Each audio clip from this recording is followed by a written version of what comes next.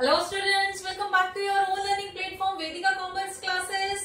आज इस क्लास के अंदर हम बहुत इंपॉर्टेंट टॉपिक सॉल्व करने जा रहे हैं, that is provision for tax. और प्रोविजन फॉर टैक्स की मल्टीपल टाइप से आपको मल्टीपल लैंग्वेज में आपको प्रोविजन फॉर टैक्स क्वेश्चन के अंदर दिया जाता है। कभी प्रोविजन फॉर टैक्स की सिर्फ एक वैल्यू दी जाती है, उसके अलावा कोई डिटेल नहीं होती क्वेश्चन में। कभी प्रोविजन फॉर टैक्स की 2 वैल्यू दी जाती हैं और कभी 3 वैल्यूज दी जाती है, कई बार मल्टीपल वैल्यूज दी जाती हैं। वहां पे आके बच्चे नॉर्मली कंफ्यूज हो जाते हैं और हम अपनी क्लासेस के अंदर कोशिश करते हैं कि स्टूडेंट्स को जहां प्रॉब्लम फील होती है, जिन पॉइंट्स में प्रॉब्लम फील होती है जनरली, हम उन पॉइंट्स को यहाँ पे क्लियर करने की कोशिश करते हैं। तो विदाउट वेस्टिंग टाइम हम स्टार्ट करते हैं कि प्रोविजन को किस तरह से क्वेश्चंस के अंदर दिया जाता है बच्चों को कंफ्यूज करने के लिए और उन्हें किस तरह से सॉल्व किया जाता है। अगर क्वेश्चन के अंदर सिर्फ 1 वैल्यू दी गई है, only 1 value, and that is provision for tax, और उसके अलावा कोई डिटेल दी नहीं गई है, सिर्फ एक ही है, तो इसको किस तरह से सॉल्व करते हैं? इसको हम ये मान के चलते हैं कि ये प्रोविजन जो है हमने ईयर के स्टार्टिंग में मेंटेन किया था टैक्स का, और ईयर क्लोज करते टाइम उस टैक्स को हमने पे कर दिया, तो यही वैल्यू हमारी प्रोविजन भी मानी जाती है और इसी वैल्यू को लास्ट में आके हम माइनस भी करते हैं, इसी को हम पेड भी मानते हैं। ठीक है, तो इसको कैसे एडजस्ट करोगे? जब हमें सिंगल वैल्यू दी गई है, तो जब हम net profit before tax and extra ordinary item calculate करते हैं, तो वहां पे आके इस प्रोविजन फॉर टैक्स को प्लस करोगे।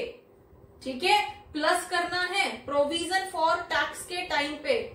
Net profit before tax and extra ordinary item calculate करते टाइम उसे हम प्लस करेंगे, और जब हम ऑपरेटिंग एक्टिविटी को क्लोज करेंगे, लास्ट में आके वर्किंग कैपिटल चेंज वगैरह सब कुछ होने के बाद में हम इसको टैक्स पेड मानेंगे और वहां पे आके हम इसको माइनस कर देंगे। तो यही वैल्यू ओपनिंग के टाइम पे हमारी प्रोविजन थी और यही वैल्यू फाइनेंशियल ईयर क्लोज होने के टाइम पे हमारी टैक्स पेड मानी जाएगी। नॉर्मली स्टूडेंट्स यहाँ पे मिस्टेक करते हैं कि ये तो सिर्फ प्रोविजन है, पेड तो हमें बोला ही नहीं है, और वो लास्ट में आके माइनस नहीं करते हैं और ऑपरेटिंग एक्टिविटी का कैश फ्लो उनका गलत हो जाता है। ठीक है, तो कैश फ्रॉम ऑपरेटिंग एक्टिविटीज को एग्जैक्टली कैलकुलेट करने के लिए आपको पहले इसको प्लस करना है प्रॉफिट निकालते टाइम, और ऑपरेटिंग एक्टिविटीज के एंड में आके इसी को टैक्स पेड मानना है और माइनस भी करना है। ठीक है, चलिए अब next, in case of 2 values, मतलब आपको 2 वैल्यूज दी गई हैं।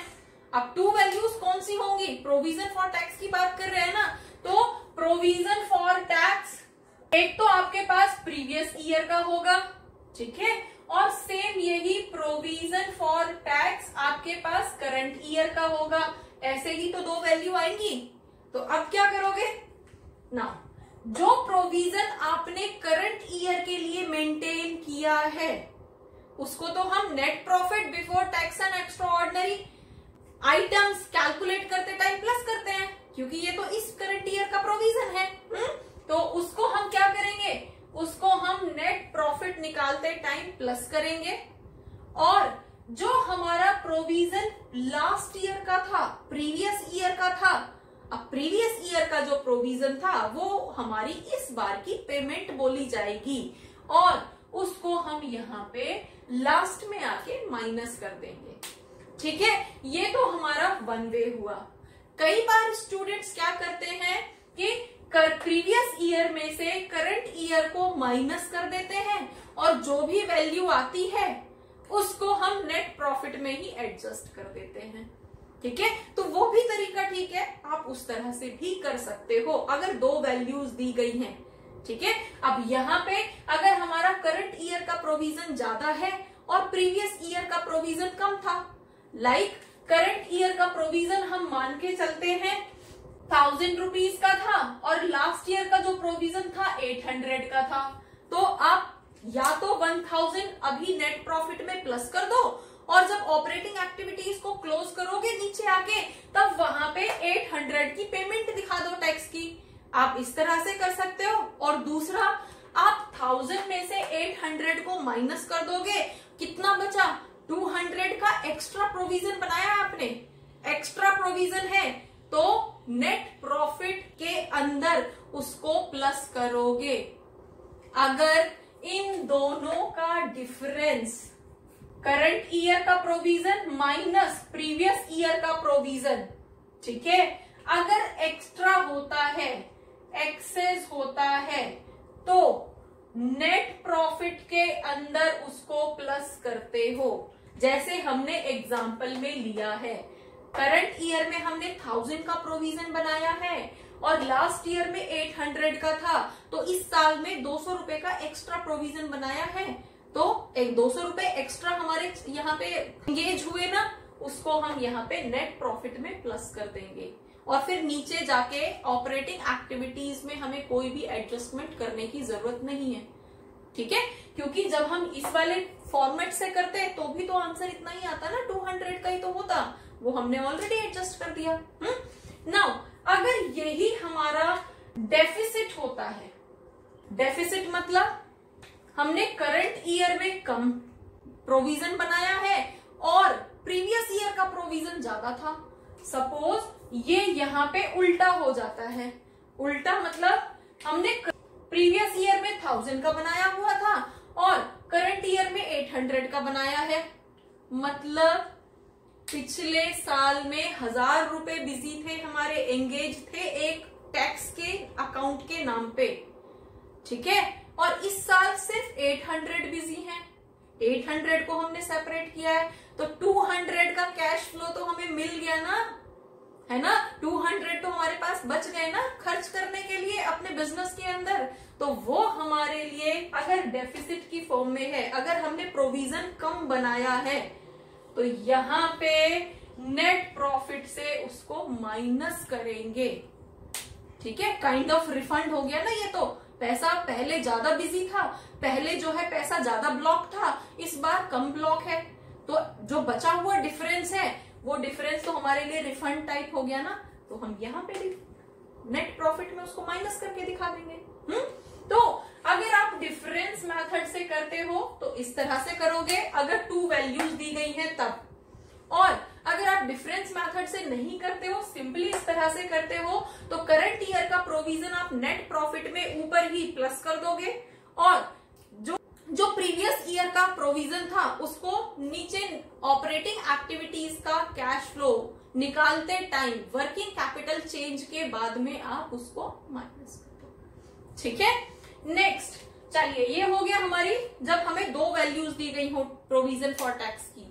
नाउ अगर हमें 3 वैल्यूज दी गई है प्रोविजन फॉर टैक्स की, अब यहाँ पे एक और वैल्यू आ गई है और ये वैल्यू क्या होगी? अब provision for tax previous year, provision for tax current year. अब ये तो हमारी 2 वैल्यू यहाँ पे भी थी, लेकिन यहाँ पे आपको एक और वैल्यू दे दी गई है, दैट इज एक और प्रोविजन बनाया गया है ड्यूरिंग द ईयर।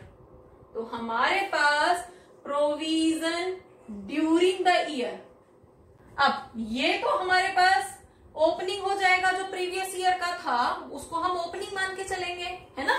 तो हमारे पास ये हो जाएगा ओपनिंग बैलेंस, ये हो जाएगा हमारा क्लोजिंग बैलेंस, और ये वो अमाउंट है जो हमने ड्यूरिंग द ईयर प्रोविजन बनाया है। तो पे कितना किया ये नहीं पता ना, तो वो हमें यहाँ पे कैलकुलेट करके निकालना पड़ेगा। इसको कई बार आप अकाउंट बना के कर लेते हो और कई बार सिंपली स्टेटमेंट में इसको सॉल्व कर लेते हो। तो आप क्या करोगे, हम नॉर्मली क्या करते हैं, जब हम ट्रेडिंग अकाउंट बना रहे थे तो वहां पे हमने क्या किया था, opening balance plus during the year जो हमारा खर्चा हुआ है परचेज के नाम पे, तो ड्यूरिंग द ईयर हमने कितना किया है प्रोविजन ड्यूरिंग द ईयर जो हमने मेंटेन किया है, और उसमें से जो हमारा क्लोजिंग बैलेंस है प्रोविजन का उसको माइनस कर देंगे तो हमारे पास टैक्स पेड निकल के आ जाएगा। ड्यूरिंग द ईयर हमने कितना टैक्स पे किया है, ठीक है। अब जब हमारे पास 3 वैल्यूज दी गई हैं तो इसको चाहे आप अकाउंट की फॉर्म में बना लो, चाहे इस तरह से बना लो। यहाँ पे हमारे पास हमें मेनली 2 वैल्यू चाहिए होती हैं। एक वैल्यू जिसको हम नेट प्रॉफिट निकालते टाइम एडजस्ट करते हैं, प्रोविजन फॉर करंट ईयर। तो फिर हम इसका या इसका कुछ भी नहीं करेंगे, हमें मेनली क्या चाहिए, provision for current year. Current year में जो प्रोविजन बनाया है उसको तो हम नेट प्रॉफिट निकालते टाइम प्लस कर देंगे, नेट प्रॉफिट निकालते टाइम प्लस करेंगे, और ये जो टैक्स पेड है इसको हम लास्ट में जाके ऑपरेटिंग एक्टिविटीज में माइनस कर देंगे। कैश फ्रॉम ऑपरेटिंग एक्टिविटीज निकालते टाइम लास्ट में जाके टैक्स पेड को माइनस कर देंगे, ठीक है। नाउ ये थी हमारी, अगर हमें ये 3 वैल्यू दी गई है तब opening balance, closing balance and provision made during the year, तो उससे हमारे पास टैक्स पेड निकल के आ गया। कई बार हमें टैक्स पेड दे दिया जाता है, अब टैक्स पेड दिया है और ड्यूरिंग द ईयर हमने कितना प्रोविजन बनाया है ये तो हमें चाहिए ना, क्योंकि ये ओपनिंग बैलेंस और क्लोजिंग बैलेंस तो यूजलेस वैल्यू है, उनका तो हमें कुछ करना नहीं है इस एडजस्टमेंट के अलावा। तो हमें मेनली ये प्रोविजन ड्यूरिंग द ईयर चाहिए और टैक्स पेड चाहिए, ये 2 वैल्यू चाहिए। तो उसके लिए हमें क्या करना है, जब हमें टैक्स पेड दिया गया होगा तो उसको क्लोजिंग बैलेंस के साथ एडजस्ट कर देंगे और ओपनिंग बैलेंस को माइनस कर देंगे तो हमारे पास प्रोविजन में आ जाए। तो उसको हम कैसे सॉल्व करेंगे, closing balance plus tax paid minus opening balance of tax provision. तो यहां से हमारे पास निकल के आ जाएगा provision for tax made during the year, ठीक है। बच्चों ध्यान रखना, हमें अपने क्वेश्चन के अंदर 2 वैल्यू चाहिए, एक provision for tax during the year, ठीक है, और दूसरी वैल्यू टैक्स पेड। अगर हमें क्वेश्चन में इस तरह से डिटेल दी गई है तो ये 2 वैल्यू हमें ढूंढ के निकालनी है और तब क्वेश्चन के अंदर पुट करनी है, ठीक है। तो जब हमें सिर्फ एक वैल्यू दी गई थी तो उसी को हमने प्रोविजन माना था और उसी को हमने टैक्स पेड माना था। जब हमें 2 वैल्यूज दी गई थी तो पुराना वाला जो प्रोविजन था उसको हमने टैक्स पेड माना था और माइनस कर दिया था, और इस साल का जो प्रोविजन है उसको हमने प्रोविजन ड्यूरिंग माना, ड्यूरिंग द ईयर माना। अब अगर हमें 3 मोर देन 2 वैल्यूज दी गई हैं, ओपनिंग बैलेंस मतलब पुराना वाला प्रोविजन, इस साल का प्रोविजन और साल के बीच में भी आपने एक प्रोविजन मेंटेन कर दिया, 3 प्रोविजन बना दिए, तो वहां पे हमारे पास टैक्स पेड की वैल्यू हम इस तरह से कैलकुलेट करके निकालेंगे। तो हमारे पास एक तो ये वाला प्रोविजन जो आपने ड्यूरिंग द ईयर मेंटेन किया है उसको हम नेट प्रॉफिट में प्लस करते हैं, ठीक है, और जो टैक्स आपने पे किया है एक्चुअली वो टैक्स हम ऑपरेटिंग एक्टिविटीज में माइनस करते हैं, ठीक है। अब इसी फॉर्म में हमारे पास 3rd वैल्यू टैक्स रिफंड आ जाती है। तो अगेन हमारे पास 3 वैल्यूज हो गई। अब यहाँ पे पेड का और उसकी तो प्रॉब्लम है ही नहीं, ओपनिंग और क्लोजिंग है, तो इसको तो हम मेनली 2 वैल्यूज की तरह ट्रीट करेंगे। पुराने वाले को हम पेड मानेंगे और जो न्यू वाला होगा जो इस साल का है, जो करंट ईयर का है, उसको हम करंट ईयर का प्रोविजन मानेंगे, ठीक है। तो करंट ईयर का जो प्रोविजन होगा उसको तो हम नेट प्रॉफिट में प्लस करते हैं, तो वो तो हमारा नेट प्रॉफिट में आके प्लस हो जाएगा, और जो पुराना वाला प्रोविजन था उसको हम ऑपरेटिंग एक्टिविटीज में माइनस कर देंगे। एंड एक और वैल्यू है टैक्स रिफंड, और टैक्स रिफंड क्या है, ये तो एक्स्ट्रा ऑर्डिनरी आइटम वाली एडजस्टमेंट है ना, तो इसकी तो डबल एडजस्टमेंट होगी, एक्स्ट्राऑर्डिनरी आइटम की तो हमेशा डबल एडजस्टमेंट होती है। तब क्या करते हैं, नेट प्रॉफिट निकालते टाइम हम इसको माइनस करते हैं, और जब हम लास्ट में ऑपरेटिंग एक्टिविटीज का कैश फ्लो कैलकुलेट कर रहे होते हैं वहां पे आके इसको प्लस कर देते हैं। ठीक है, तो कैसे होगी इसकी एडजस्टमेंट, हम provision for tax current year वाला हम अपने प्रॉफिट के अंदर प्लस कर देंगे। जो भी प्रॉफिट क्वेश्चन में दिया है उसमें करंट ईयर का प्रोविजन प्लस कर देंगे। एंड जो extra ordinary item tax refund हुआ है, कैश इनफ्लो हुआ है रिफंड के नाम पे, तो जब इनकम होती है तो माइनस कर देते हैं।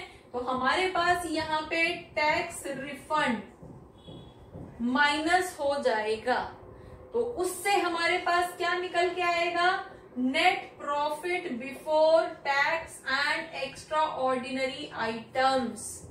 ठीक है, अब इसके लिए हम कुछ non operating non cash activities को कुछ एडजस्ट करेंगे, चेंज इन वर्किंग कैपिटल करेंगे, और लास्ट में जाके जब हम कैश फ्रॉम ऑपरेटिंग एक्टिविटीज निकालेंगे वहां पे आके हम टैक्स प्रोविजन और प्रीवियस ईयर वाला जो था उसको माइनस करेंगे, और ये जो हमारा टैक्स रिफंड था उसको हम प्लस कर देंगे, और यहाँ पे हमारे पास कैश फ्रॉम ऑपरेटिंग एक्टिविटी आ जाएगा। इस तरह से हम प्रोविजन फॉर टैक्स को सॉल्व करते हैं मल्टीपल स्टेजेस के अंदर। अलग अलग सिचुएशंस में प्रोविजन फॉर टैक्स को किस तरह से सॉल्व करते हैं, होपफुली आपको समझ आया होगा। For more, keep watching, keep learning. Thank you.